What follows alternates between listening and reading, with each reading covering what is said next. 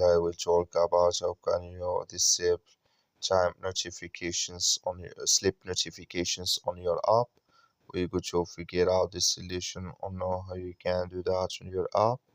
So you just follow this ways, then it's going to work with you. So all you have to do, so you down, click here on your name down here. You just click on it here. It's going to take you to this list. Then all you have to do, just click here on settings here. So you click on it, it's going to take you to this list here. Then you click here on notifications. You click here on sleep. You just click here on sleep, come to next step here. Come to sleep notifications. Just clicking this sign or this color.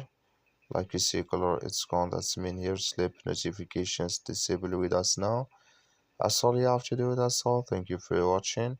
Don't forget to support us by liking and subscribe.